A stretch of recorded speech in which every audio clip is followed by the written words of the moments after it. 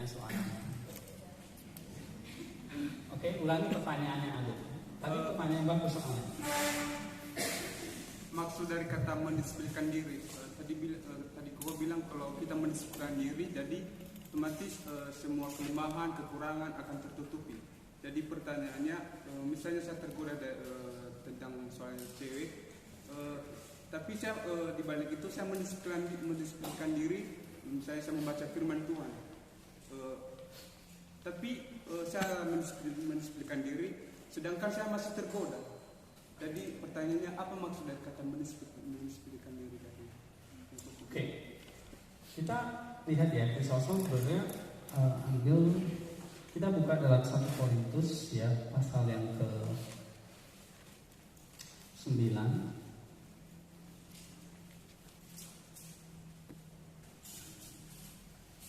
Ayat 25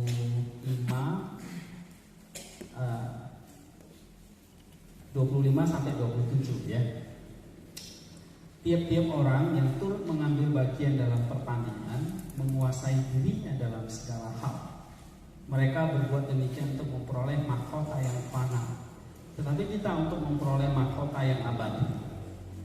Sebab itu aku tidak berlari tanpa tujuan, dan aku bukan petinju yang sembarangan saja memukul, tetapi aku melatih tubuhku dan menguasainya, supaya sesudah memberitakan Injil kepada orang lain, jangan aku sendiri ditolak. Jadi kata melatih di situ maksudnya adalah mendisiplinkan tubuh, mendisiplinkan dirinya. Ya. Nah, konteksnya itu dalam 1 Korintus 9 ayat 27. Aku melatih tubuhku dan menguasainya. Itu artinya mendisiplinkan diri, ya. Nah, yang mendisiplinkan semua tubuh, sensis, mata, telinga, mulut, ya, penciuman, perabaan, ya, kulit, ya, sensis yang menjadi pintu gerbang masuknya godaan atau temptations, gitu, ya. Nah, supaya apa? Kata Rasul Paulus, supaya ketika aku memberitakan Injil, maksudnya ya supaya aku melayani, ya, melayani orang-orang, menyelamatkan orang, bahkan menggembalakan, jangan aku sendiri yang ditolak. Dan ini ada penalti memang, ada hukuman yang tersedia bagi para imam jika dia tidak bisa mendisiplinkan tubuhnya atau hidupnya. Ya. Nah, Saint Nicodemus dari Gunung Athos, Mount Holy Mountain atau Mount Athos itu mengatakan bahwa yang harus didisiplinkan itu justru tubuh, khususnya 5 indera kita, 5 senses, yang menjadi pintu gerbang masuknya iblis di dalam hati kita. Iblis gak akan masuk kalau kita gak membiarkan dia masuk, ya. Nah, iblis tidak akan bisa mengambil free will kita, kehendak bebas kita, kalau kita tidak membiarkan kehendak bebas kita dikuasai oleh dia. Ya, itulah sebabnya kenapa Rasul Paulus, sebenarnya kalau kita baca Roma 12, ya, mempersembahkan tubuh lagi. Ya, oke? Kalau kita baca Galatia 5 ayat 26, ya kan, menghadapkan apa?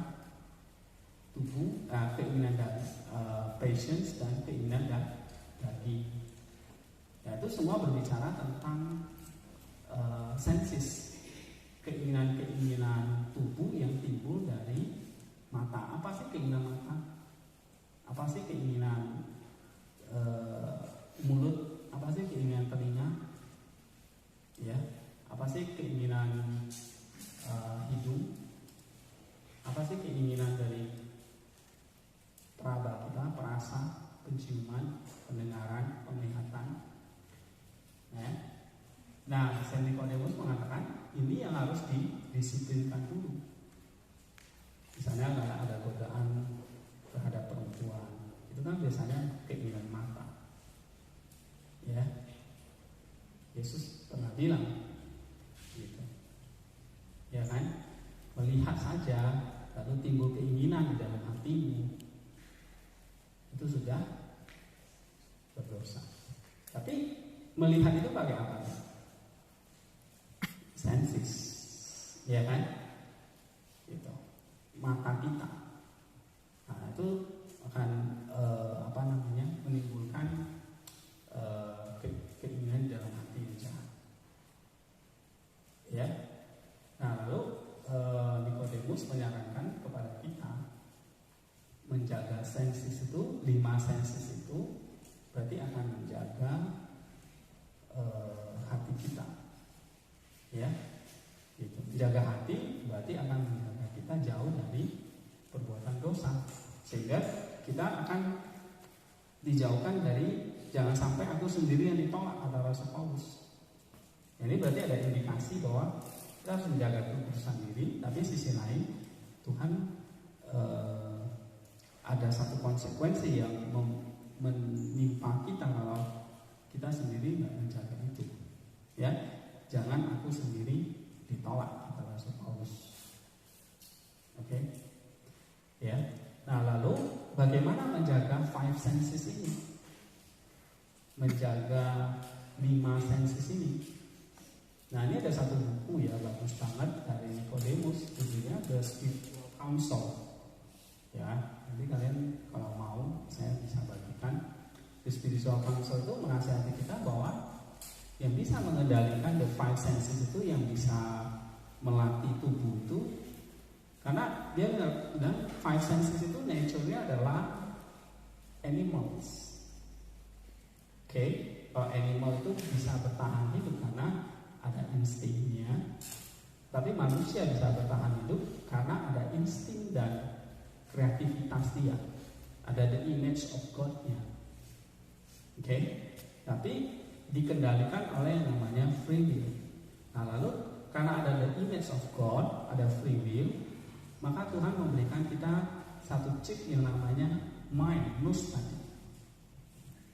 Jadi yang bisa memerintah tubuh itu adalah the mind itself.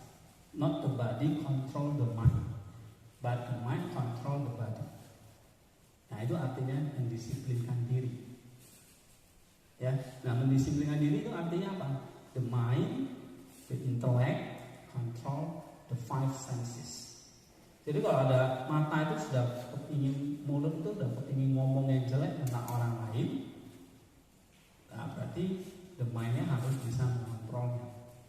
Ada kan tadi Chrysostom juga bahas ya di halaman berapa itu. Jadi kalau misalnya timbul anger, saya lupa ya di halaman berapa itu, timbul kecemburuan, timbul vainglory, kesombongan, ya. Nah, itu pertama-tama adalah di inteleknya itu tadi kalau Timotius yang kita baca itu pikiran tadi itu adalah apa? The mind itself, the nous itself. Nah, itu yang harus mendisiplinkan yang liar-liar yang ngatur binatang ini. Mulut. Ya, mulut ini kalau nggak direm ya bisa membakar seisi kampus. Gitu. Ya kan? Coba aja kamu mulutmu nggak direm, kamu hina-hina orang bisa berantem, bisa repot kita. Ya kan? Begitu juga dengan mata, tangan, kaki, semua. Nah, itu harus bisa dikendalikan oleh the mind itself. Jadi the mind itu seperti kalau dalam Filokalia itu sering disebut hegemonikon. Hegemonikon itu artinya tadi Chrysostom mengatakan the helmanship of the soul. Ya, helmanship of the soul itu artinya nakoda dari jiwa. Nakoda dari jiwa ibarat dia seperti raja atas dirinya. Siapa raja atas diri kamu? Adalah the mind itself. Siapa pembantunya? Your senses. Gitu. Ya. Jadi pembantu itu namanya pembantu itu menolong raja kan. memerintah dengan bijaksana. Siapa yang menguasai, raja atau pembantu? Raja. Jangan terbalik. Jangan pembantu dikuasai oleh pembantu itu menguasai raja. Repot. Nah, begitu juga. Jangan indera kita, tubuh kita itu menguasai diri kita. Maksud dengan tubuh itu maksudnya keinginan daging, keinginan dari senses tadi. Ya, Rasul Yohanes mengatakan itu dalam 1 Yohanes 2 itu kan bahwa itu semua sebenarnya sudah menentang keinginan Allah. Ya, coba kita baca ya. 1 Yohanes pasal 2.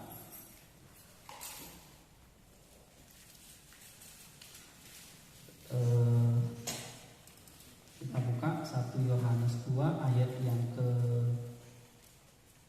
15 ya. Janganlah kamu mengasihi dunia dan apa yang ada di dalamnya. Jika orang mengasihi dunia, maka kasih kepada Bapa tidak ada di dalam orang itu. Sebab semua yang ada di dalam dunia, yaitu keinginan daging, mata, keangkuhan hidup, tidak berasal dari Bapa, melainkan dari dunia. Ya, jadi sekali lagi, daging lagi diomong mata. Mata ini bukan dalam pengertian mata jasmani ya, tapi sudah masuk dalam daging tadi. Keinginan mata, keinginan daging, keinginan 5 senses itu. Lalu keinginan mata dalam pengertian batin kita, keangkuhan hidup itu dosa dari segala dosa itu adalah pride tadi, self glory tadi, self love tadi, keangkuhan itu tadi. Ya timbul karena memang apa? Memang sudah dikuasai tadi keinginan daging, keinginan mata, ya sensesnya nggak dijaga, mindnya nggak dijaga, matanya nggak dijaga, maka yang muncul itu adalah apa sih? Self glory kata Rasul Yohanes. Ya, kan di sini ada yang bahas tentang pathos macam-macam ya. Nah, salah satu dosa paling mematikan itu adalah tadi vainglory, self glory. Itu seperti iblis yang jatuh, ya.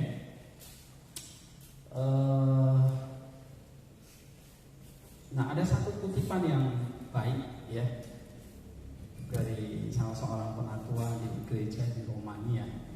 Dia mengatakan akhir-akhir ini, ya, timbul sekali banyak kejahatan, bahkan lebih buruk daripada kejahatan yang salah paham. Mengapa? Karena waktu iblis untuk mencobai dunia itu sudah semakin sempit, ya, sehingga kejahatan semakin merajalela. Ini adalah salah satu penatua ya. Waktu iblis sudah makin sempit. Kenapa? Karena kedatangan Tuhan Yesus yang kali kedua semakin dekat, sehingga iblis tahu waktunya sudah sempit, sehingga tidak heran nanti kejahatan akan makin merajalela. Nah, kalau kita tidak kalau kita tadi ya katakan Yohanes itu, kalau kita punya keinginan daging, keinginan mata, keangkuhan hidup, berarti ini adalah orang-orang yang mengasihi dunia. Oke, mengasihi dunia dalam pengertian mengasihi apa yang menjadi. Jika orang mengasihi dunia, maka kasih Bapa tidak ada dalam orang itu. Berarti dia mengasihi apa? Keinginan dunia itu bukan berasal dari Allah, tetapi dari iblis. Nah, berarti dia mengasihi si penguasa dunia itu, iblis itu. Ya, nah saudara-saudara, nah kembali tadi pertanyaannya, gimana nih? Saya punya self discipline, misalnya dengan perempuan, dengan harta dan sebagainya. Ya, kembali lagi, the mind itself is the king of yourself. Ya, jadi bukan tubuh yang memerintah kamu, tapi harus nus kamu, pikiranmu yang memerintah kamu. Gitu. Okay. Nah, tapi kalau terbalik, tubuh yang memerintah, the mind itself, maka kita diperbudak. Nah, yang timbul yaitu tadi 1 Yohanes 2 dikatakan, ya, keinginan daging, keinginan mata, keangkuhan hidup. Oke. Nah, gimana menjaga nus ini, menjaga the mind itself? Nah, seringkali saya sudah bolak-balik ajarkan, kan? kita mendisiplinkan tubuh, tapi kita juga mendisiplinkan jiwa kita. Nah, itu harus berbarengan, gitu. Karena kalau pertama ya memang kalau kalian nanti belajar 3 metode doa dari Saint-Simon itu, dia katakan harus mendisiplinkan tubuh, mendisiplinkan pikiran kita, ya. Maksudnya ini pikiran-pikiran yang berkecamuk, ya, didisiplinkan. Baru di situ bisa mendisiplinkan hatimu, jiwamu, gitu.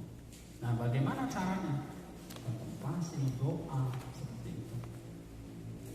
Ya, cuma itu bahwa gereja selalu konsisten dengan ajaran seperti itu. Doa, berjaga-jaga, itu semua. Prayer, emphasis, ya, itu semua adalah askesisnya. Gitu. Jadi jangan mengharapkan ada cara-cara yang aneh-aneh, enggak, yang instan, semua yang mau cepat, enggak, semua butuh itu, ya. Tadi Chrysostom mengatakan butuh experience, okay? Butuh invoke with the Holy Spirit, butuh pengalaman, ya, invoke with the Holy Spirit dengan Roh Kudus, ya, dia yang menguduskan. Skill, kita harus punya skill doa, terus latih, ya kan? Nah, kalau kita jadi imam, ya tentu kita harus punya patience buat domba-domba kita, gitu, ya no? Nah, semua itu sebenarnya dituntun oleh apa? Kata Chrysostom, the sound doctrine. And kalau kita jadi students of theology, the students of the Bible, nah itu yang menuntun hidup kita. Ya, nah yang dimaksud dengan students of theology itu ya kamu pelajari doktrin-doktrin seperti ini, itu menuntun hidupmu. Kalau tadi kita baca dalam 1 Timotius 4 itu kan, gitu. Bahkan diarahkan khusus oleh Rasul Paulus tekun membaca kitab suci. Ini bukan bicara soal kita jadi soal rohani atau enggak, karena ya memang kata Rasul Paulus itu perlengkapan senjata perang kita, supaya yang menjadi raja atas hidup kita itu adalah our mind, ya, gitu. Nah, sehingga lama-lama ini gambar dan rupa Allah itu akan semakin disempurnakan sampai akhirnya kita mengalami yang namanya kesempurnaan itu atau theosis itu. Oke, nah ini menarik, ya, five senses ini, dimana kita menguasai five senses. Ujian sederhananya gampang sekali, saya pernah bilang kan. Misalnya kita di ruang makan nih, ketemu makanan, oke, nah itu senses apa yang muncul? Semua, ya kan, dari lidah ini kan, dari mata, makanan, gitu, ya kan. Nah, itu sensesnya ada yang bekerja semua. Tapi you have to remember that senses itu bukan raja atas diri. Ada satu lagi raja sebenarnya, apa? Your mind.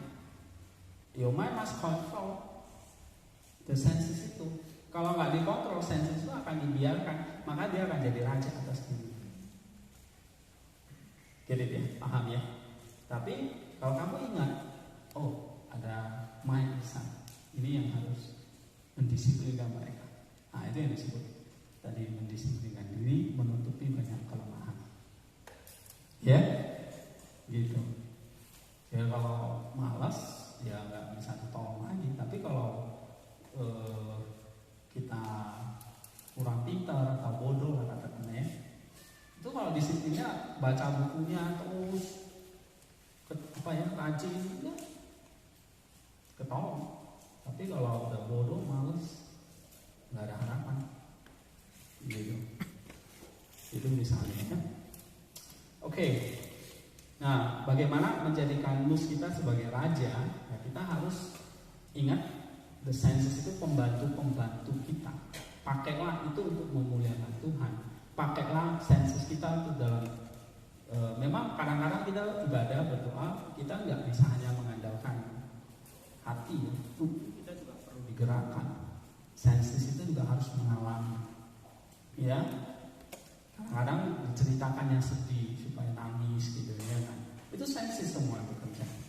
Oke, kita kadang-kadang Bapak Ibu ya mengajarkan harus berdiri, harus sujud, harus semua itu gerakan sensis.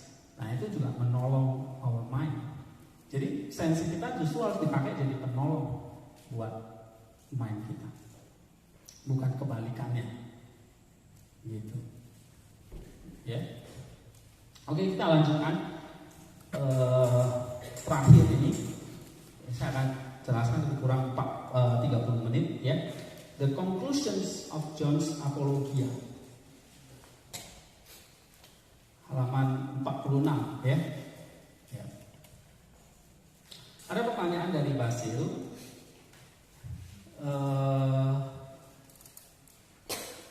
Oke, Chrysostom, karena kamu hidup untuk dirimu sendiri, jadi kamu sebetulnya nggak perlu dong terlibat di dalam segala jerih lelah dan kecemasan, kekhawatiran ini.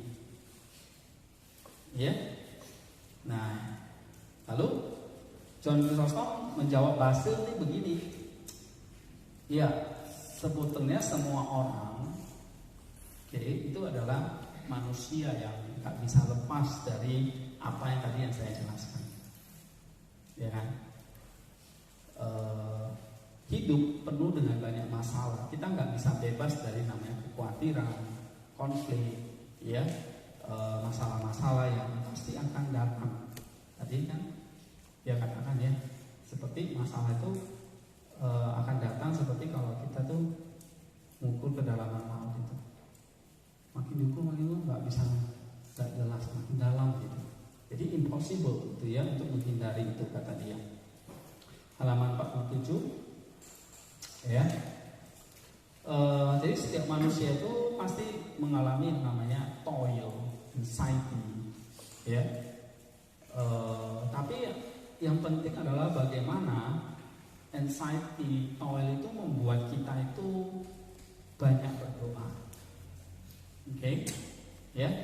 Bagaimana kita itu bisa membangun, save our soul, rescue it, menyelamatkannya. Gitu. Jadi kekhawatiran, kesulitan hidup bukan membinasakan kita, tapi menyelamatkan kita. Lalu Basil bertanya, ya, kamu tidakkah berpikir bahwa masalah imam ini, ya, jabatan imam ini adalah satu pekerjaan yang mulia, yang besar. Tidakkah kamu ingin kamu diselamatkan dan kamu menyelamatkan yang lain juga? Gitu katanya. Ya, itu benar sih. Itu perkataan yang bagus, kata Chrysostom. Oke.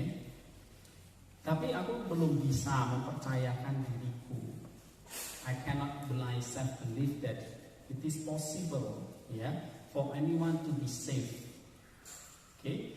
Tapi aku belum yakin nih bahwa setiap orang itu diselamatkan kalau dia tidak bekerja keras untuk keselamatannya. Yeah. It did not profit the rich man in the gospel that he had not diminished his talent, but perished because he had not increased it and returned it.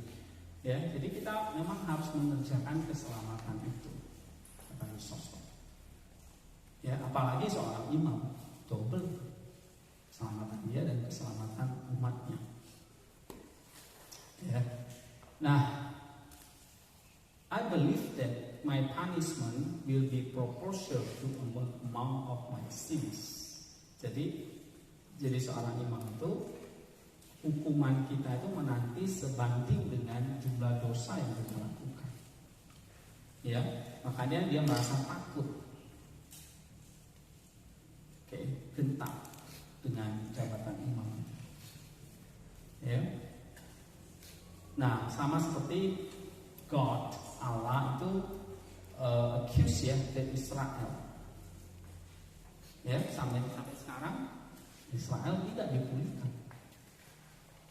Ya, karena dia yang tahu kebenaran hukum, justru tapi dia yang memberontak melawan Tuhan.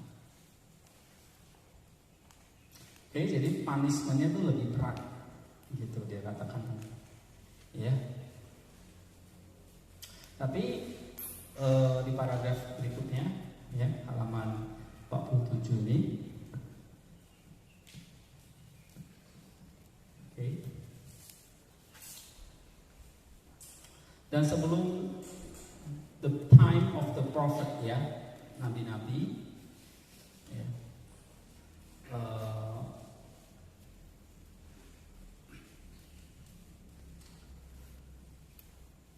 before the time of the prophet, he wanted to show that sin received much heavier penalty when they occur in the case of priests that when they committed by ordinary people. Jadi hukuman untuk untuk orang-orang yang melayani hukum itu, ya, itu akan lebih berat daripada orang-orang biasa, dikatakan di situ, ya. Lalu kenapa sih kalau kita udah tahu ada hukuman yang serius yang lebih berat, kita masih engage, mau terima dalam pelayanan ini, ya? Nah, pada Sostom, ya, lanjutkan. That is only natural, ya. For damage does not merely involve him alone, but destroy the souls of the weaker brethren and of them who look up unto him. This was what Ezekiel wanted to teach us. He distinguished the judgments of the France from that of the sea. Ya.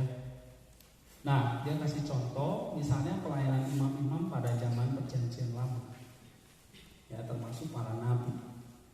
Punishment-nya far greater, punishment-nya jauh lebih kuat, lebih besar maksudnya, ya. Masih ingat cerita Imam Eli, gitu ya, itu salah satu contohnya. Oke, dia lanjut lagi. Nah, sekarang dilanjutkan oleh para imam pelayanan seperti ini. Ya, sama. Kita nggak bisa lepas dari patience of soul and will the toll.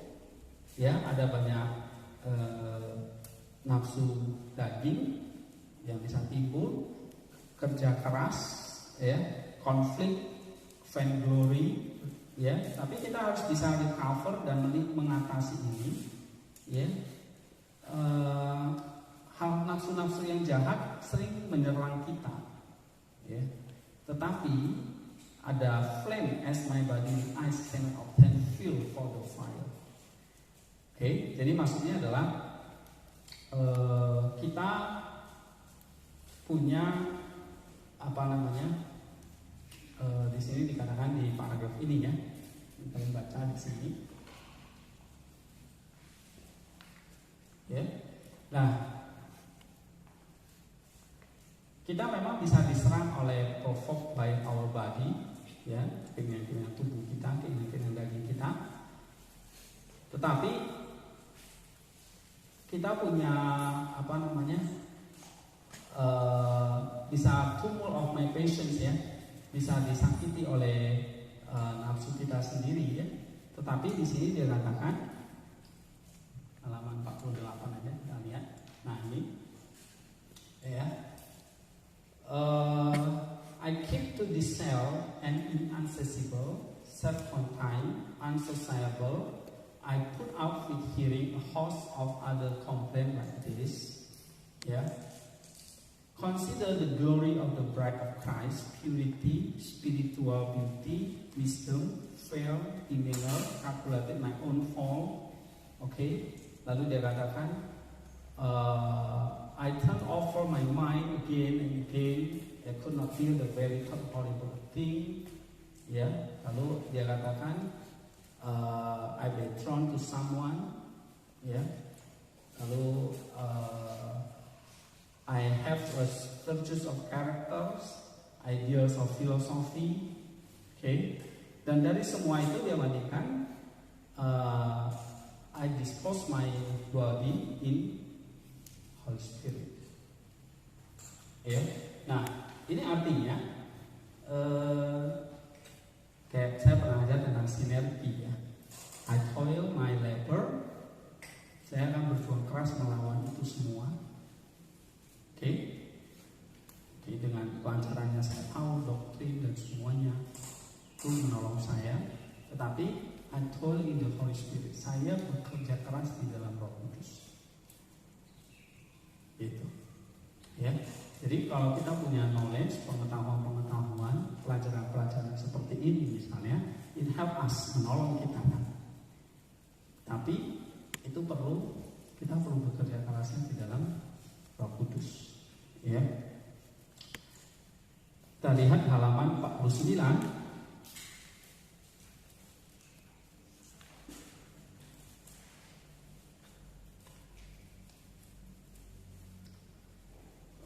Paragraf atas ya. Imagine ini.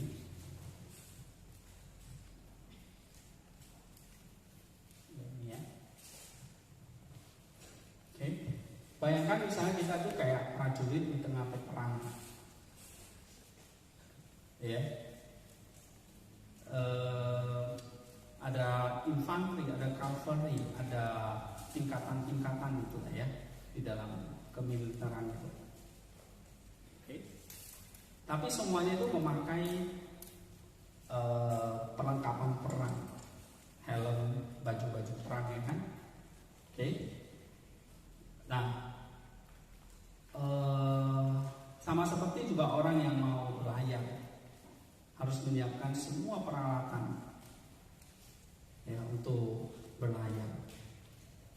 Ya. Jadi mereka yang ada di lapangan, di dalam misalnya dalam peperangan, di dalam pelayaran gitu ya, dalam camp, captain, archer, slinger, officer, semuanya, general, infantry, cavalry, spearman, ship dan semuanya itu semuanya punya yang namanya perlengkapan. Ya, perlengkapan untuk melakukan pekerjaannya. Nah, lalu apa yang menjadi perlengkapan dari seorang imam? Apa perlengkapan dari seorang imam untuk melayani Tuhan? Ya. Jadi misalnya kalau kita berpetualang, kita butuh kompas. Apa perlengkapan seorang imam kalau dia mau melayani Tuhan? Pernah nggak kita memikirkan? Oke. Gimana kalau misalnya kita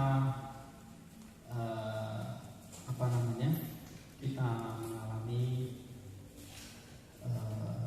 sesat, ya, doktrin tidak salah. Apa kompasnya?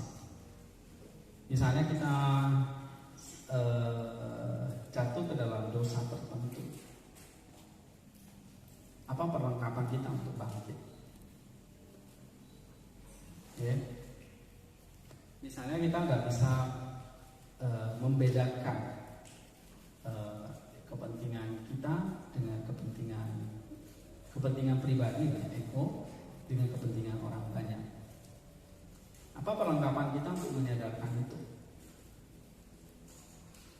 Ya, kalau misalnya kita jalan di hutan tersesat, ada kompas yang mengarahkan. Tapi kalau dalam pelayanan, siapa itu yang mengarahkan itu supaya kita kembali lurus? Ya. Nah, hal-hal seperti ini dalam sosok kita perlu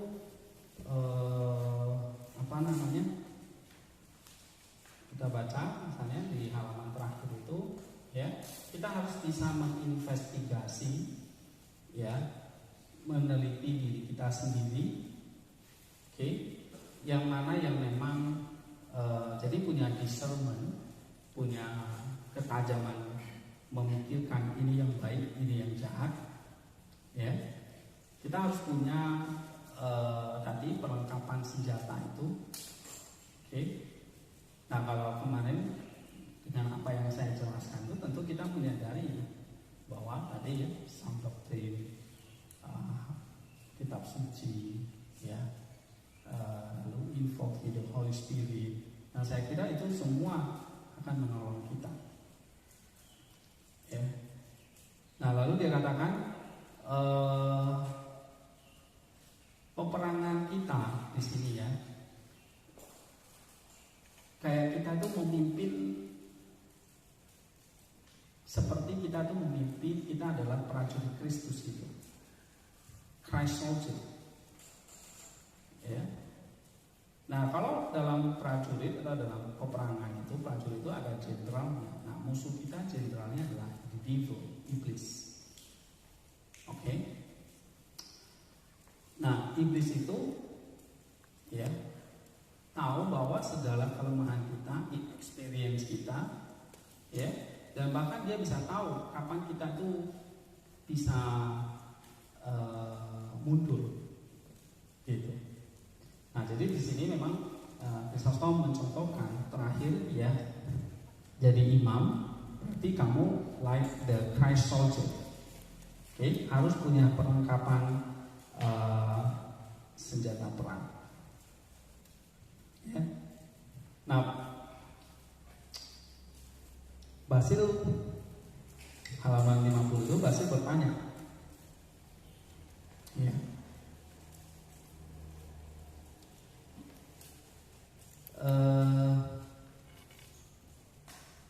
dari penjelasanmu, gitu ya, dia katakan, bisakah saya, gitu ya, excuse gitu, tidak mengambil pelayanan ini, kata Basil, ya, sebab apa yang bisa saya tawarkan, apa yang saya bisa bagikan ketika saya menjadi seorang imam, gitu. Nah, Chrysostom mengatakan, if you desire, take courage. Yeah, whenever it proves possible for you to help despite from the cares of your office, it will come to your side and encourage you, and nothing shall be left undone that lies within my power. Nah, akhirnya Chrysostom mengatakan kepada dia, if you desire, jika kamu punya desire, keinginan, take courage, ambillah itu temanku, jangan mundur, ya, sebab apa? All the helps, all the equipments, the angelic, Holy Spirit, the God Himself, itu ada di sekeliling para imam yang siap encourage you. Gitu. Jadi memang pada akhirnya kita nggak bisa memungkiri akan ada banyak masalah ya di dalam pelayanan gereja. Tetapi take courage bahwa ada makhluk ya, malaikat yang sebetulnya kita tidak tahu akan siap menolong kita. Dia bilang Holy Spirit ya, perlengkapan senjata Allah tadi itu akan selalu mengelilingi kita dan menyiapkan kita. Dia katakan trust in Christ, percaya saja kepada Kristus, who was called you and set you off for His own sake, yang memanggil kamu dan mempercayakan dombanya sendiri kepadamu, that you will gain such assurance from this ministry, sehingga kamu bisa mendapat jaminan dari ministry ini, pelayanan ini, that when I stand in peril on the last day, you will receive me into your everlasting habitation. Bahwa Kristus memang pernah berjanji, Dia akan menyertai kita sampai akhir zaman, sampai everlasting. Ya, nah ini satu kutipan yang baik di sini ya. Oke, trust in Christ who has called you and set you off for His own sake. Ya, pada akhirnya Chrysostom mengatakan trust in Christ, percayakan kepada Kristus yang telah memanggil kamu, mempercayakan dombanya sendiri, sehingga kamu memiliki assurance ya from this ministry bahwa Dia akan berdiri menyertai kamu, kamu akan menerima penyertaan Dia sampai pada akhir zaman. Nah, itu nasihat dari Chrysostom kepada Basil. Ya, nah lalu Basil itu kan setelah mendengar penjelasannya itu akhirnya, wah, gimana dia? Satu sisi kondisi dia joyful sebetulnya, dia menerima jabatan imam itu. Tapi weeping, dia sedih karena dia tahu bakal nggak mudah. Ya, nah tetapi Yesus mengatakan ini adalah angelic ministry, God's ministry. Jadi apa yang dilakukan oleh imam itu selalu akan diberkati oleh Allah. Ya. Oke, jadi the acting Christ itulah imam itu. Now acting, the acting Christ on earth is a priest. Ya. Jadi yang kayak bertindak kayak Kristus di bumi ini adalah imam itu sendiri dan enak. Jadi the acting Christ, okay, is the priest itself. Ya, nah itu penting banget kita ngerti ya. Nah tadi dia ada jelasin ya tentang perlengkapan senjata rohani ya. Saya ingin tambahkan di sini, kita coba ambil di dalam kitab Efesus ya.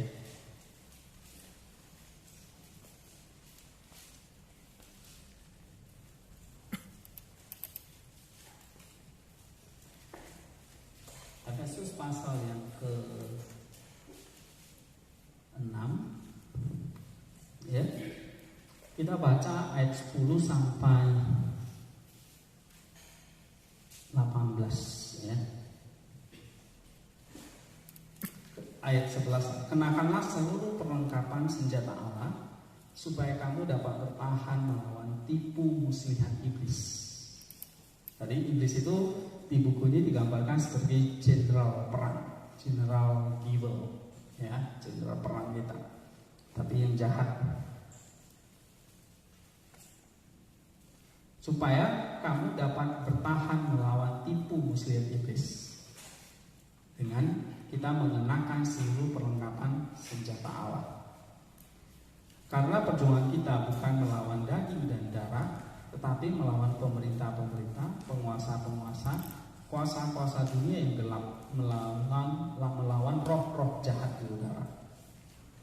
Sebab itu ambillah seluruh perlengkapan senjata Allah, supaya kamu dapat mengadakan perlawanan pada hari yang jahat itu, dan tetap berdiri sesudah kamu menyelesaikan segala sesuatu. Ya. Jadi berdirilah tegap, berikat pinggangkan kebenaran, dan berbaju jirakan keadilan. Kakimu berkasutkan kekerelaan untuk memberitakan Injil damai sejahtera. Dalam segala keadaan pergunakanlah perisai iman, sebab dengan perisai itu kamu akan dapat memadamkan semua panah api dari si jahat. Dan terimalah ketopong keselamatan dan pedang roh, yaitu firman Allah, dengan segala doa dan permohonan. Berdoalah setiap waktu di dalam roh, dan berjaga-jagalah di dalam doamu itu, dengan permohonan yang tak putus-putusnya untuk semua orang kudus. Nah, itu dia. Jadi kalau kita lihat di sini, ya, the battle against evil itu memang kita kerjakan di dalam kekuatan kuasanya, ya, di ayat 10. Akhirnya hendaklah kamu kuat di dalam Tuhan, di dalam kekuatan kuasanya. Kuasa itu is force, ya. Force itu berarti satu dynamic power, oke, yaitu berarti energinya, rohnya, ya, anugerahnya di dalam itu, di dalam Holy Spirit tadi. Tapi di dalam Holy Spirit itu kita perlu mengenakan perlengkapan senjata Allah. Ya, nggak bisa hanya santai-santai. Kita harus memikul senjata-senjata itu. Ya, nah seperti kata Krisostom tadi, kalau kita baca di halaman 48, apapun kondisinya, ya, paragraf 2 itu, peace, vigorous, good condition, kondisi baik, jahat, ya, kita itu kayak melawan beast gitu, binatang jahat, ya, yang mau menguasai kita, gitu. Oke. Nah, yang akan tear my soul to pieces, attack me, menyerang kita, merobek jiwa kita, berhancur menjadi berkeping-keping, dia katakan, ya, membuat peperangan kita itu menjadi lebih keras, Tapi dia katakan ada the grace of God, ya, yang subdue dan left with nothing than their smell. Jadi semua bisa dikalahkan di dengan the grace of God, kekuatannya, kuasanya, dan tapi untuk mendapatkan itu, mendapat kuasa Allah itu, di sini Rasul Paulus mengatakan kita harus apa? Mengenakan perlengkapan senjata Allah. Ya, kita perhatikan di sini.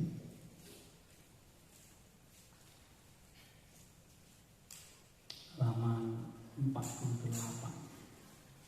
Ini ya. Oke, ini mengerikan nih kalau terjadi pada diri kita, ya. Tapi di sini dia katakan, the grace of God will be subdued and they will be left with nothing than this now. Maka itu semua akan dikalahkan dengan namanya the grace of God. Nah, kalau kita baca dalam Efesus 6, itu yang disebut dengan di dalam kekuatan kuasanya. Ya, di dalam kekuatan kuasanya. Nah, bagaimana kita ada di dalam kekuatan kuasanya? Rasul Paulus melanjutkan di ayat 11. Ya, kenakanlah seluruh perlengkapan senjata Allah, supaya kamu mengenakan kuasanya itu untuk melawan apa? The devil. The devil itu apa? Dia akan mengambil peran tadi dalam 1 Yohanes tadi kan, mengambil peran dalam bentuk apa? Keinginan daging, keangkuhan hidup, keinginan mata. Ya. Nah, kalau di sini dikatakan apa? Ini is like a battle, patience of the soul, weakens, makes them available to right reasons, nourish, ya. Bahkan dia kayak mempersubur, ya. Tapi yang dihasilkan itu buah-buah kejahatan. Okay, what is the food of the wild beast? Apa makanan bagi binatang buas itu? Dia jawab, vainglory, honor, praise, pride, excessive authority, power, envy, reputations, covetousness, generosity of donors, wantonness, luxury, cinta kemewahan, and constant society of women, and other passions have other fruit. Jadi itu menggemuk kita, tetapi yang dosa, gitu kata Bisop. Ya, inilah yang akan attack us, attack me, tear my soul to pieces. Nah, itu bahaya sekali, ya. Nah, makanya dia mengatakan harus ada perlengkapan senjata rohani supaya kita mendapatkan kuasa Allah. Oke. Lalu dia katakan bahwa konsain saja, hati nurani saja itu is not enough, nggak cukup. Oke. Tapi harus diperlengkapi dengan senjata Allah. Ya. Nah, apa sih di sini senjata Allah? Kalau kita baca di ayat yang ke-13, ya, 14, kebenaran, keadilan, kerelaan, memberitakan Injil, lalu peris iman, ya, lalu pedang roh yaitu firman Allah, lalu doa dan permohonan di dalam roh, berjaga-jaga yang tak putus-putusnya. Nah, itu semua. Oke. Nah, kalau kita bagi, ya, misalnya ada mulai dari the Lord itself, keadilan, kebenaran, damai sejahtera, ya, itu from the Holy Spirit. Oke, jadi keadilan, kebenaran itu dari Allah, for us. Nah, tapi dari kita sendiri, ya, kita harus bisa kaki kita berkasutkan, artinya memakai apa? Memakai kasut, rela memberitakan Injil dalam damai sejahtera, menggunakan perisai iman. Nah, itu bagian kita, iman, kerelaan, ya, lalu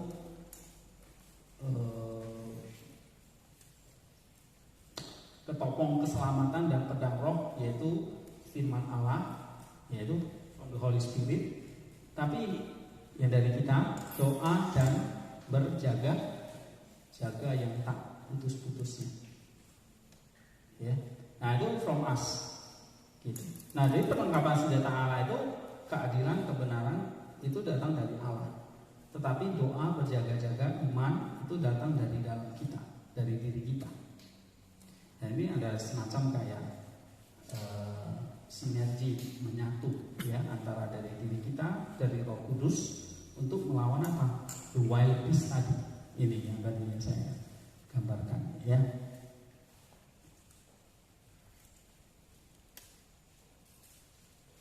Ini.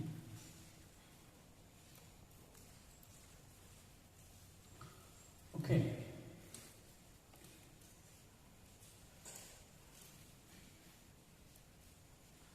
Nah, saya kira tentang berdoa dan berjaga-jaga ini sudah sering kita bahas, ya. Nah, itu ingat itu adalah perlengkapan senjata kita untuk memperoleh kekuatan kuasanya tadi, ya. Is auto, ya. Nah, kalau kata Chrysostom, ini adalah the grace of God. Mana tadi ya? Halaman 48. Nih.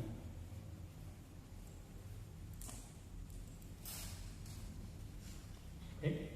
Nah, ini adalah kekuatan kuasa Allah.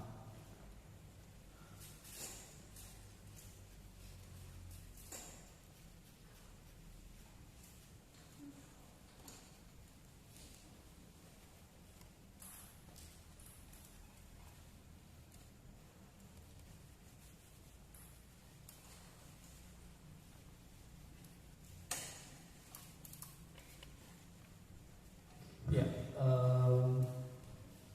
saya kira materinya sudah selesai ya sampai di situ buku 6. Ini sebagai konklusinya, ya. Nah, kita lebih kurang sudah membahas 50 halaman ya dari buku ini. Oke, ada kalau kita baca yang terjemahan dari Philip Schaff itu ada 6 books ya.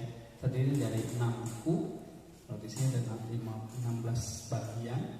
Nah, kita semua sudah bahas satu persatu, ya. Mungkin tidak dikupas secara detail ya, tetapi poin-poin atau garis-garis besar yang saya bahas di sini. Nah, kesimpulannya terakhir adalah kalau kita melihat seluruh ya rangkumannya dari bagian pertama sampai akhir ini, ketika Chrysostom dan Basir itu diminta untuk ditabis menjadi seorang imam, ya, Basir menyetujuinya, Chrysostom melarikan diri. Lalu Basir datang kepada Chrysostom meminta penjelasan. Ya, mengapa dia mengkhianati Basir? Ya, lalu Chrysostom membela dirinya, membela apa yang menjadi keputusannya. Ya, justru jabatan seorang imam itu adalah jabatan yang mulia, yang kalau kita sanggup qualified, kita mesti terima. Karena satu jabatan yang mulia. Ya. Nah, apa saja? Kenapa kok disebut mulia? Ya, kenapa kok disebut mulia? Ya, ini saya kira nih yang penting saya tekankan di sini ya. Coba kita lihat di sini.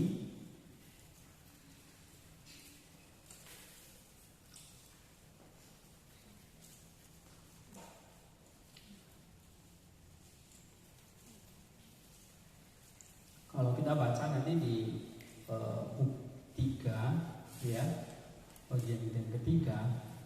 Oke. Ini ada rangkumannya ya. Yang dicukip di sini. Nah, ini semua adalah kutipan-kutipan kenapa jabatan imam itu disebut jabatan mulia. Nah, kalian mungkin di sini bisa dijadikan satu contoh paper. Ya. Kok jabatan imam itu itu adalah jabatan yang honorable, ya, yang sangat mulia.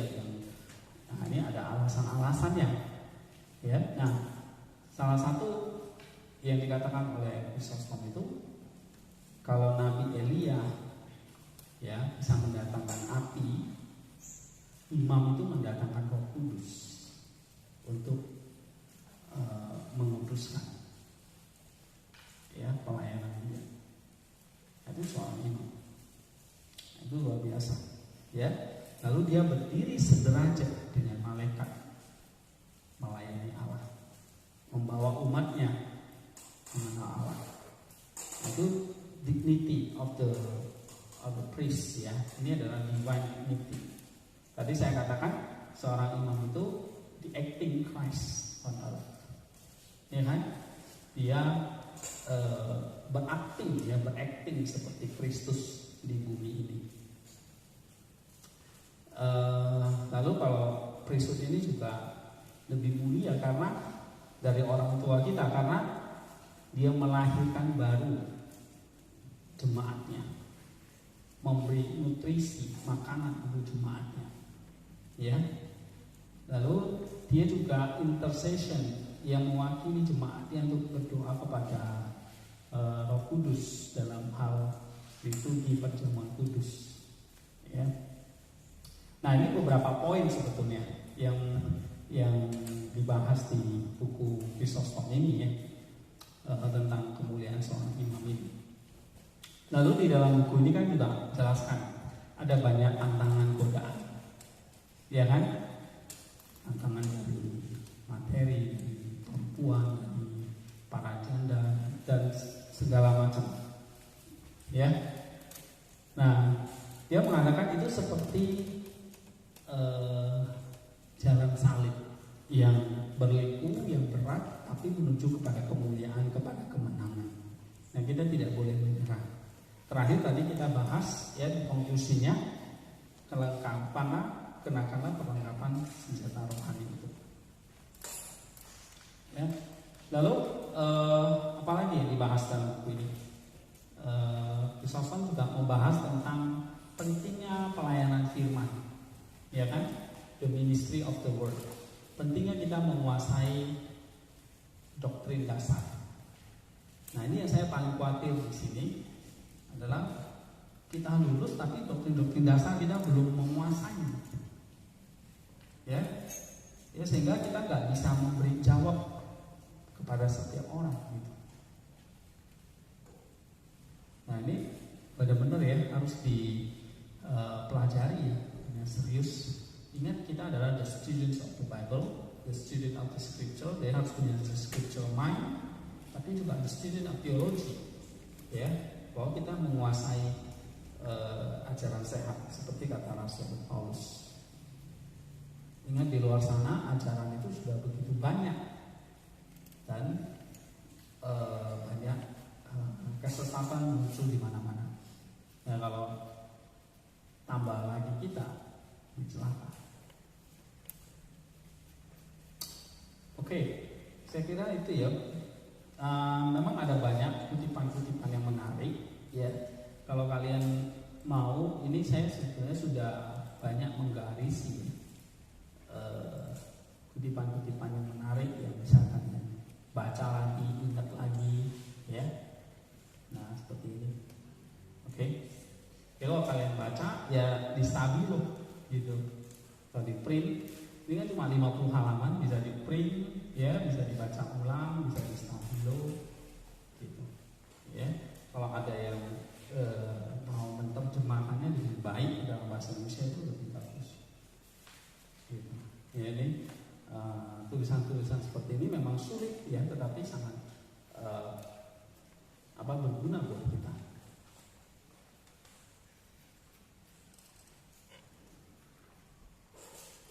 Ya,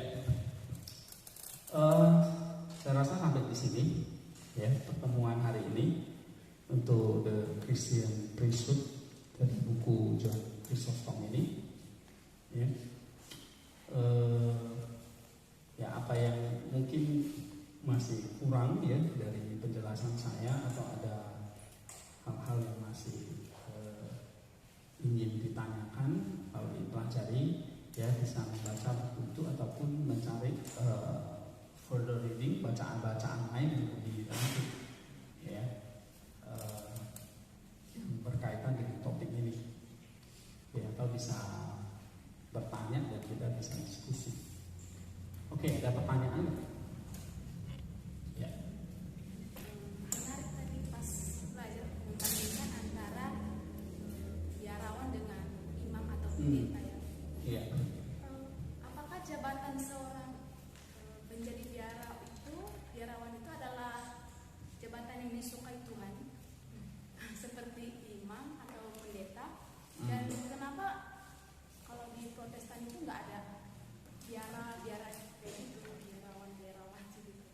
Iya. Kenapa cuma di Ortodoks?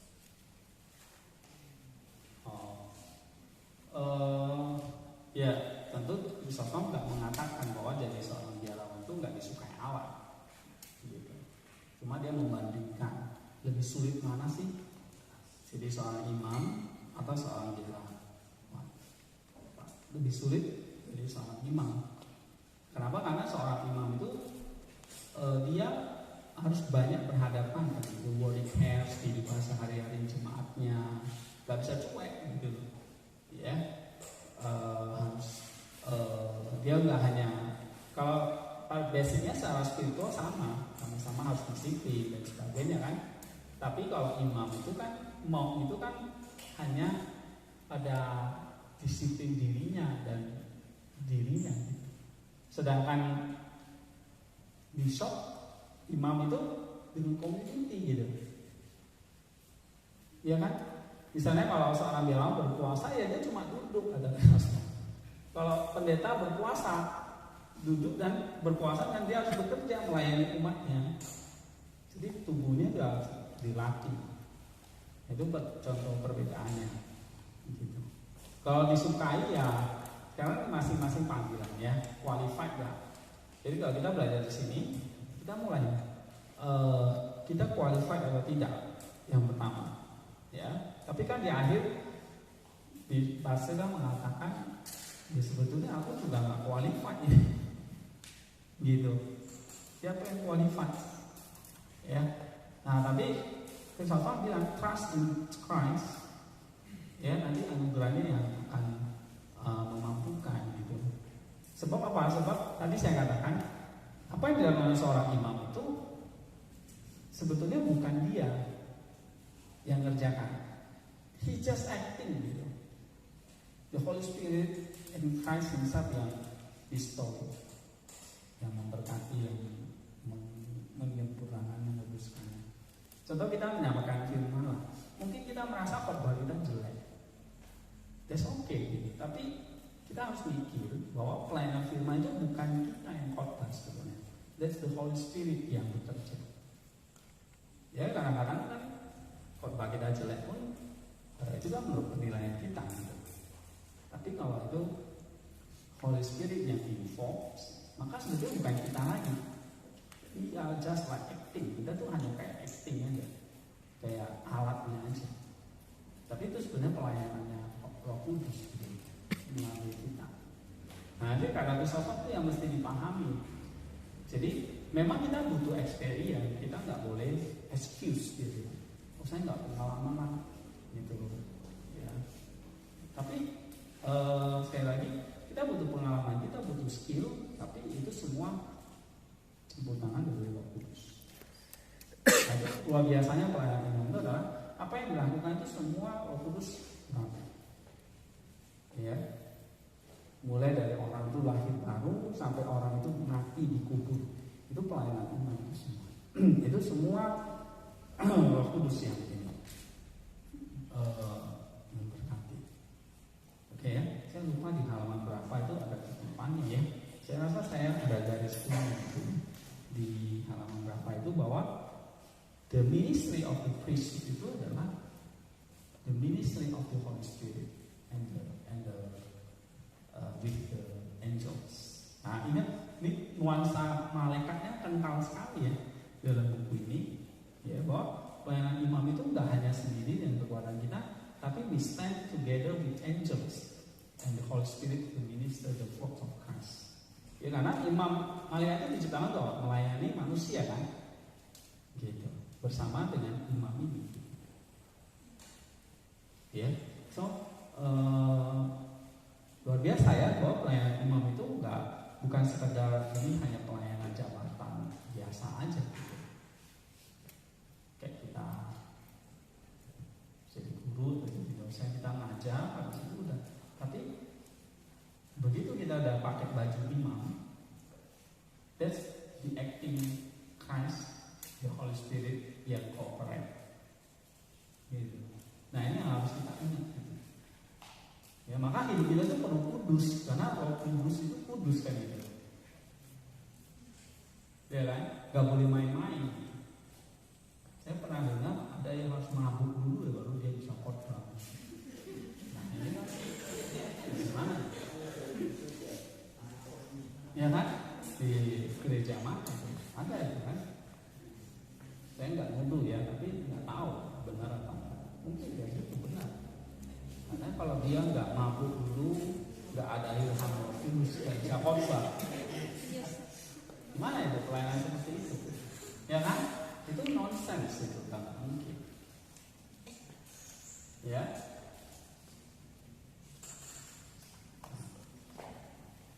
Oke. Tentang biara, ya itu ada pembahasan sendiri sih. Ya, ada pembahasan sendiri. Tentang biara, mungkin pentingnya seorang biara itu adalah memberikan hikmat-hikmat ya, spiritual counsel buat para imam. Jadi ada biarawan, ada dipanggil jadi imam ada. Tapi biasanya priest itu datang kepada para biarawan untuk meminta nasihat. Jadi kayak spiritual counsel-nya para imam itu biasanya peran dari imam. Ya, karena mereka yang imam siang malam mencari hikmahnya Allah kan. Gitu. Ya. Banyak buku-bukunya seperti Filokalia itu kan semua yang nulis adalah monk, biarawan. Bukan imam. Ya. Itu Martin Asketik itu biarawan. Evagrius itu biarawan. Ya. Siapa lagi ya? Saint Isaac itu biarawan. Ya. Lalu Evagrius bukan saint, dia biasa yang nggak diangkat jadi saint. Philotheus, ya, Hezekias, nah itu semua para biarawan. Nicodemus tadi yang saya sebut itu biarawan. Nah, mereka punya spiritual counsel yang luar biasa dalamnya. Misalnya yang kita sering baca itu ya Filokalia itu the Bible of the spirituality. Ya, belum ada para bapak padang guru, nah itu biarawan, para hermit yang dia tak tinggal di dia, tapi di padang-padang guru, di gua-gua doa di Mesir, di Syria ya. Dan sekarang udah nggak ada, pada abad 3, 4, 5 itu banyak sekali. Ya, zaman monastik gitu. Kayak Anthony the Great itu biarawan. Ya, tapi hikmatnya luar biasa. Kalau kita baca tulisan-tulisannya. Nah, imam butuh makanan-makanan seperti itu. Nah, itu yang disebut the sound doctrine tadi, ajaran-ajaran yang sehat itu. Ya datangnya dari the monk itu, para biarawan itu. Ya, oke. Jadi saya sendiri merasa kalau saya nggak baca, misalnya beberapa tahun lalu saya nggak menemukan yang namanya Filokalia itu, mungkin spiritual saya akan gitu-gitu aja, bahkan akan cenderung rasionalistik semua dirasionalkan. Jadi kalau nggak sesuai akal saya nggak terima ya. Nah itu timbul, itu kita bisa di luar pagar, gitu ya kan.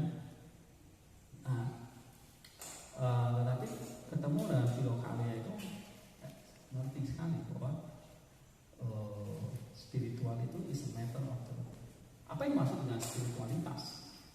Spiritualitas ketika kita dipenuhi Roh Kudus, kita tuh menjadi makhluk spiritual gitu. Makhluk spiritual itu apa? Ya makhluk yang dituntun oleh Roh Kudus itu. Ya, sampai pada akhirnya roh kita dengan rohnya Roh Kudus itu yang communicate together tanpa kita pikiran dan otak kita yang sadar, kita nggak tahu. Gitu. Ya. Nah itu yang disebut dengan doa tanpa henti itu. Oke. Masih banyak sebetulnya ya. Di dalam kekristenan itu kaya sekali dengan spiritualitas, dengan doktrin ajaran. Ya. Kita aja yang banyak nggak tahu. Salah siapa? Salah kita sendiri. Gitu. Ya kan? Nah kita harus mencari tahu tuh, mempelajari itu. Ya. Misalnya tulisan dari apa namanya? Filokali aja kita belum baca selesai, banyak gitu. Ya, belum di Fathers.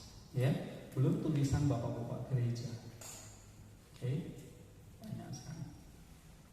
Nah, itu semua apa yang mereka tulis itu karena mereka imam, para biarawan, kita percaya apa yang mereka tulis itu tidak dituntun oleh Roh Kudus, karena kehidupan mereka yang kudus itu. Ya. Ada satu kali seorang teolog lah, dia menganggap dirinya teolog, datang kepada seorang biarawan. Dia seorang profesor teolog gitu. Datang ke biarawan, dia bertanya. Biarawan itu bertanya, "Anda siapa?" "Oh, saya seorang teolog." "Dari mana?" gitu. Biarawan itu kaget, "Ah, teolog?" Dia berpikir di dunia ini cuma ada 3 teolog. Lalu dia ngomong sama teolog itu, "Berarti kamu yang keempat ya?"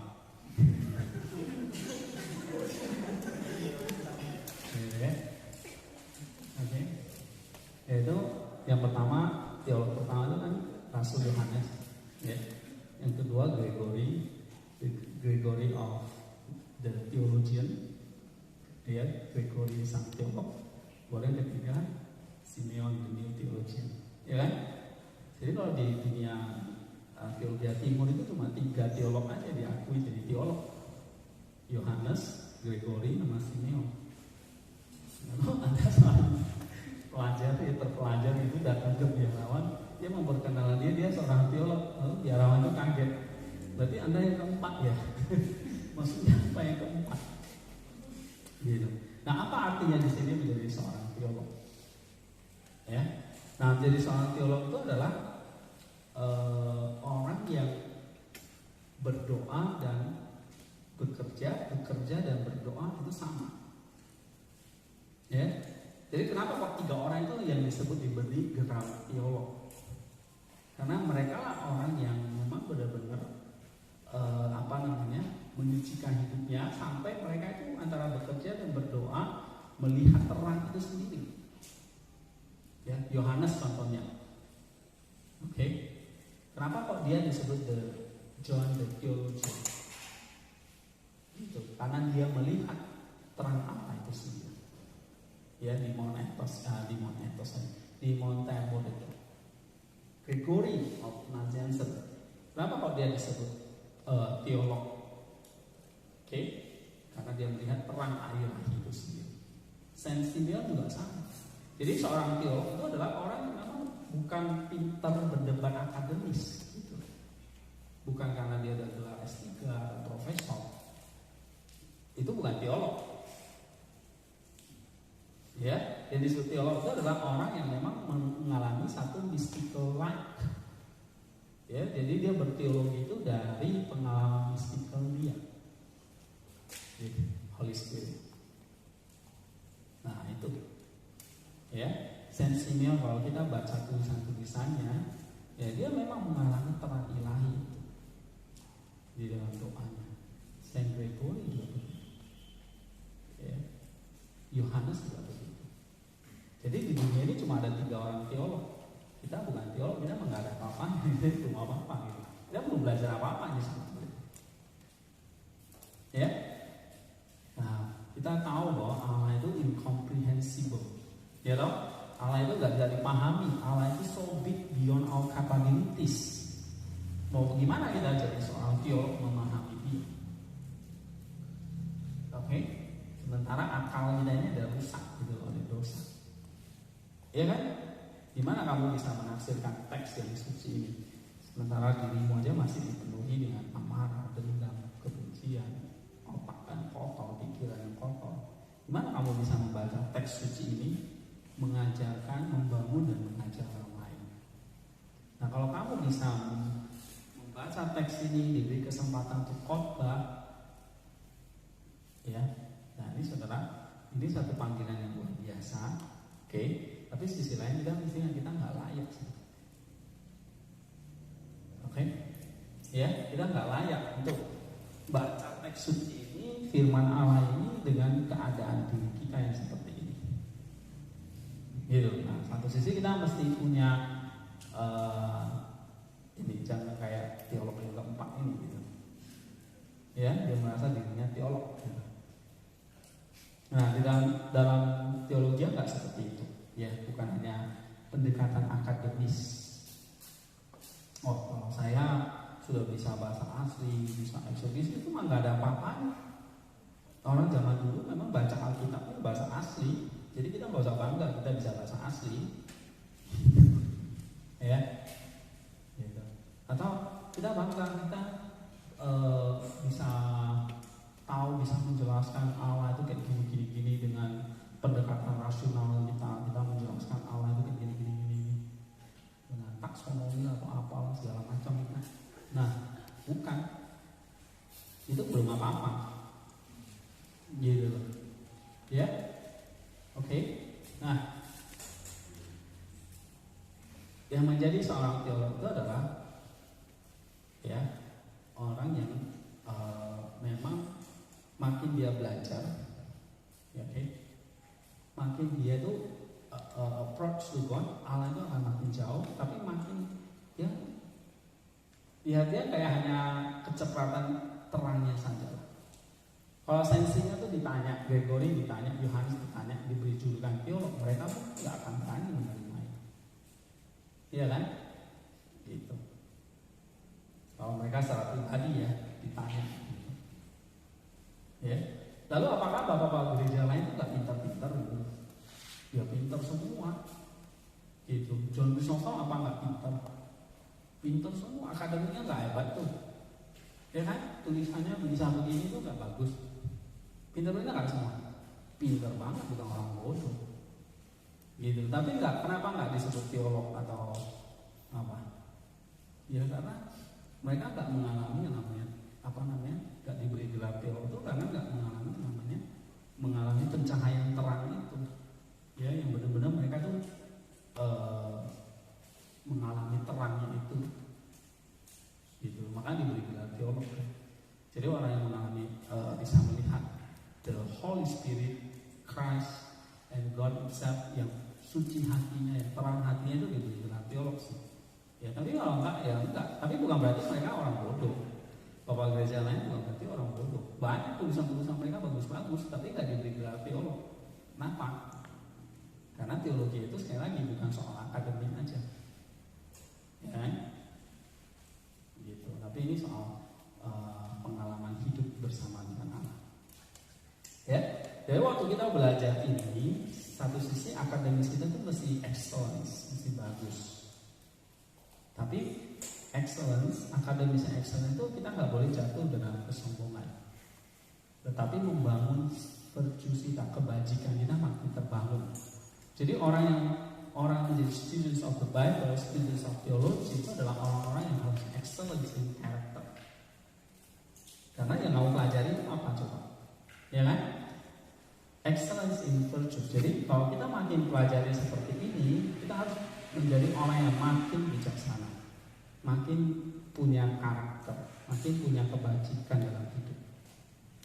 Nah itu bukan pintar dikit udah ngajak orang berdebat lah, ngomong ini sesat, itu salah, waduh sombong banyak lah kayak gitu ya. Itu banyak itu ya, ngerti sedikit bahasa asli aja udah sombongnya minta ampun gitu. Ya, sama kayak orang Protestan ngomong, sama orang Baptis itu ngomong, baptiso itu artinya diselam. Jadi kalau baptis persik itu nggak sah. namanya baptiso itu bahasa asli itu artinya diselam gitu.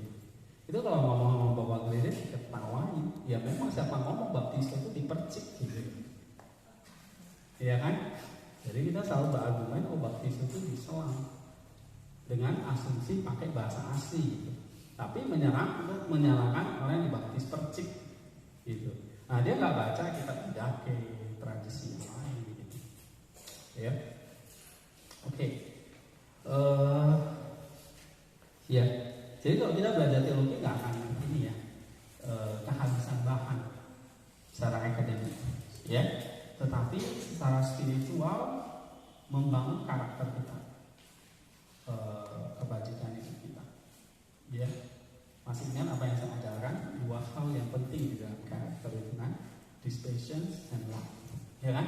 Kita makin menjadi suci dan mengasihi. Yang suci, purify the patience. Okay. Jadi kalau kamu belajar teologi, yang disebut belajar teologi itu, kamu makin purify yourself, gitu, ya. Dan love, gitu. Itu two virtues, ya, yang nggak bisa kita kalau kamu udah studi sampai teologi, gitu. Karena teologinya mengarah ke situ semua, ya. Kecuali kalau Chrysostom mengatakan kalau kamu teologi itu ada dua, dia bilang. Ada teologi dari Roh Kudus, ada teologi dari setan. Gitu.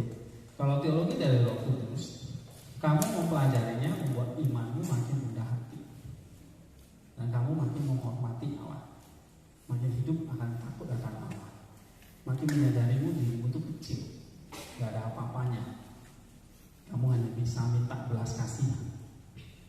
Nah itu teologi dari Roh Kudus. Tapi dia bilang ada teologi dari setan. Kenapa? Karena setan juga punya iman, punya pengetahuan akan Allah, bahkan luar biasa, paling tua kan dia. Dia kalau bisa dijuluki teolog, ya dia teolog pertama lah, paling tahu tentang Allah dia Pak, malaikat kan. Kan yang diciptakan dia dulu, baru manusia. Gitu. Jadi Allah itu, malaikat itu nggak perlu diajarin tentang siapa Allah, memang dia tahu. Dia diciptakan untuk melayani Allah. Cuma karena kesombongan dia jatuh, ya kan? Gitu. Jadi iblis punya iman, punya teologi, dia punya pengetahuan tentang Allah. Tapi kalau kita pelajari teologi dia, itu akan membuat kita tuh jadi seperti dia. Itu seperti apa? Makin sombong. Nah itu teologi dari setan, sombong. Nah orang yang belajar teologi makin sombong, makin menganggap dirinya itu paling pintar dibanding dengan yang lain. Nah itu berarti hati-hati. Itu teologi dari setan. Ya, gitu. Paham kan? Ya. Jadi ada dua, mau teologi dari Roh Kudus atau dari setan. Ya. Baru jam 4 ya?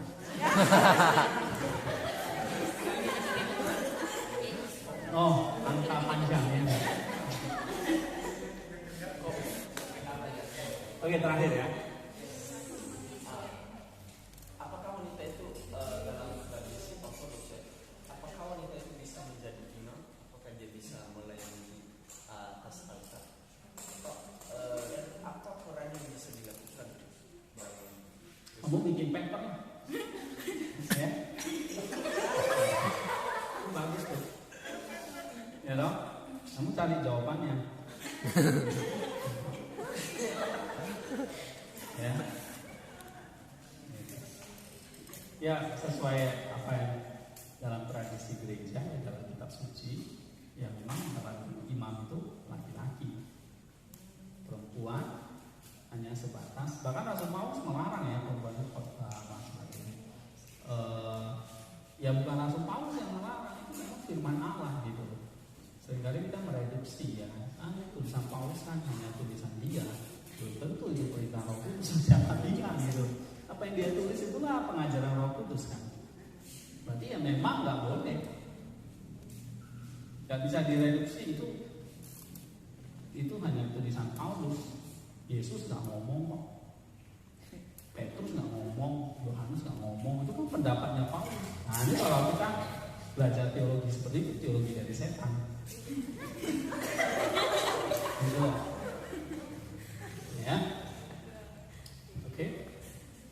Nah kamu cari jawabannya.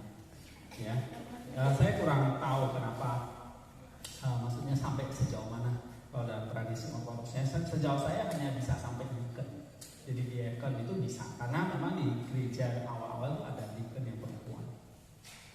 Ya, deacon itu kan dia tidak pelayanan di ini homili atau perjamuan kudus. Ya. Oke, lebih kepada mungkin Paulus itu menjelaskan laki-laki itu adalah gambarnya Kristus. Jadi yang bisa mewakili, ya. Dengan perempuan itu adalah gambarnya laki-laki. Itu adalah firman Tuhan ya, itu Rasul Paulus. Nah itu kamu bisa gali kenapa, bisa menarik itu topiknya, ya. Ya, tentang tugas ya.